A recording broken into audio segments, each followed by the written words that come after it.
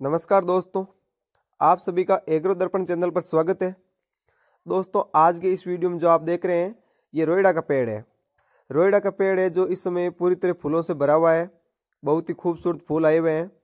इसके बारे में और अधिक जानकारी के लिए ये वीडियो पूरा देखें। अच्छा लगे तो लाइक करें और चैनल को सब्सक्राइब करें। दोस्तों, जो आप फूल देख रहे हैं ये राजस्थान का राज्य पुष्प है। आपने सुना होगा राजस्थान का राज्य पुष्प रोइडा होता है, तो ये वही पुष्प है जो आप देख रहे हैं। दो तरह के होते हैं, एक पीले रंग के होते हैं और ये एक केसरिया रंग के देख रहे हैं आप, नारंगी रंग के। तो ये दो तरह के फूल होते हैं। रोइडा के पेड़ है वो राजस्थान के थार मरुस्थल में बहुत अधिक पाए जाते हैं। थार मरुस्थल में जैसे ये मारवाड़ और शेखावटी का इलाका होता है, वहाँ पर इसके पेड़ बहुत अधिक संख्या में है। लेकिन आजकल इसकी संख्या है वो दिनों दिन घट रही है। कारण ये है कि इसकी अंधाधुंध कटाई की जा रही है। इस कारण इसके पेड़ दिनों दिन कम होते जा रहे हैं। इसकी कटाई का कारण ये है कि इसकी जो लकड़ी होती है वो बहुत ही कीमती होती है, इमारती लकड़ी होती है। इस कारण इसकी कटाई ज़्यादा की जाती है।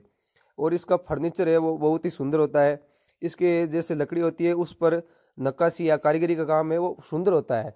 इस कारण इसकी जो लकड़ी होती है उसकी मांग ज़्यादा रहती है और कटाई ज़्यादा की जाती है।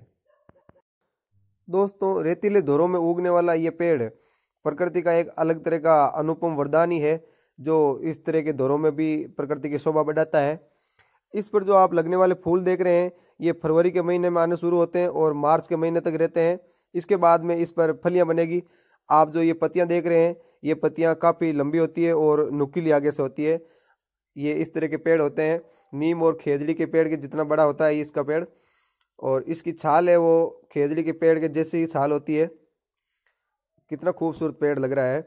इस तरह के ये पेड़ रेगिस्तान में खड़े रहते हैं। रेगिस्तान में ये पेड़ है वो प्राकृतिक रूप से उगे रहते हैं और ये एक पतझड़ी प्रकार का पेड़ है, यानी इसके पत्ते झड़ते हैं और ये फूल भी बाद में जब पक जाते हैं तो झड़ते हैं। फूल इसके बहुत मीठे होते हैं। इस कारण इसकी पत्तियां और फूल है वो भेड़ बकरियां बड़े चाव से खाती है। अब इसकी जड़ें हैं वो ज़मीन में बहुत गहरी होती है। इस कारण ये ज़मीन से पानी सोखती रहती है। और इसकी ये शुष्क और अर्ध शुष्क जलवायु का पौधा होता है। इस तरह सड़क के किनारे भी ये खड़े रहते हैं। और ये देखिए नीचे इसके फूल पड़े हैं, इस तरह इसके फूल पड़े होते हैं। अब मरुभूमि का इसको सागवान भी कहा जाता है, क्योंकि ये मरुस्थल में जिस तरह सागवान का पेड़ होता है और कीमती इमारती लकड़ी होती है उसकी, उसी तरह मरुस्थल में इसकी लकड़ी है वो बहुत ही कीमती होती है। ये भारत के साथ साथ पाकिस्तान है, अरब देश है, उन देशों में भी ये बहुत पाया जाता है, क्योंकि वहाँ पर भी जो मरुस्थल है उन मरुस्थलों में ये खूब होता है। इसके लिए जो रेतीली ज़मीन होती है वो बहुत अच्छी रहती है। ये आप फूल देख रहे हैं, इन फूलों के बाद में अब इस रोइडा के पेड़ पर फलियां बनेगी। थोड़े दिनों के बाद में अप्रैल का महीना होगा, उस समय इस पर फलियां बनना शुरू होगी और वो फलियां लंबी होगी काफ़ी, 1 फीट के लगभग फली लंबी होती है। उन लंबी लंबी फलियों में हल्के हल्के बीज होते हैं, हल्के बीज होते हैं और उस पर रोए होते हैं। इस कारण वो एक स्थान से उड़ करके दूसरे स्थान पर चले जाते हैं और इस तरह जो आप देख रहे हैं प्राकृतिक रूप से वो पेड़ उग जाते हैं। अब रोइडा का पेड़ होता है वो इसका तना थोड़ा सीधा कम होता है। आपने देखा होगा कहीं पर इसके तना है वो कम ही सीधे देखने को मिलते हैं। इस कारण इसकी कटाई ज़्यादा की जाती है, क्योंकि लकड़ी है वो एक पेड़ में कम काम आती है, तो कई पेड़ों की मिला करके लकड़ी काम में ली जाती है। इस कारण इसकी कटाई है वो ज़्यादा की जाती है। अब आप देख रहे हैं ये जो पेड़ है वो राजस्थान के नागौर जिले में है। नागौर जिले में इस तरह के बहुत अधिक पेड़ पाए जाते हैं। इसके अलावा जैसे ये मरुस्थलीय इलाका है, जैसलमेर है, बाड़मेर है, जोधपुर है, पाली है, जालौर है, बीकानेर है, सीकर है, चूरू है, या जयपुर का थोड़ा सा इलाका है, उस इलाके में भी ये पेड़ देखने को मिल जाते हैं आपको। रोइडा का पेड़ खेजड़ी के पेड़ के तरह ही गर्मी को भी बहुत ज़्यादा सहन कर लेता है। और जब सर्दियाँ बहुत ज़्यादा पड़ती है उस समय ये जैसे माइनस में तापमान चला जाता है, तो माइनस में जो तापमान होता है उसको भी ये सहन करने की क्षमता रखता है। तो इस तरह का ये पेड़ है।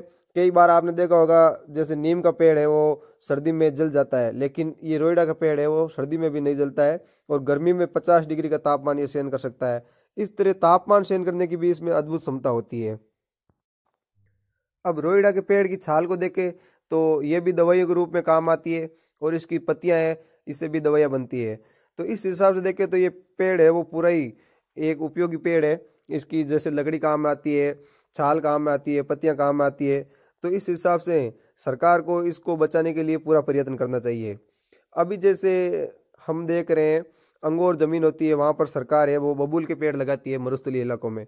तो उस जगह पर बबूल के पेड़ नहीं लगा करके इस तरह रोइडा के पेड़ सरकार लगाए तो ये रोइडा के पेड़ बच भी सकते हैं और हमारे जो मरुस्थल है उसकी शोभा भी बढ़ा सकते हैं। सरकार के साथ साथ किसान भाइयों को भी रोइडा का पेड़ बचाने के लिए प्रयत्न करना चाहिए। जिस तरह किसी किसान भाई के खेत में रोइडा का पेड़ है तो वो रोइडा का पेड़ काटने की बजाय आप उसकी रक्षा करें और उस एक पेड़ से जैसे फलियां लग करके दूसरे पेड़ है वो प्राकृतिक रूप से उग जाएंगे।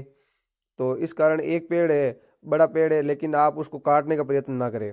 अब वैसे भी इसकी लकड़ी है वो 50 साल के बाद में काम आती है। जैसे एक रोइडा का पेड़ होता है उसकी उम्र होती है वो 100 वर्ष होती है।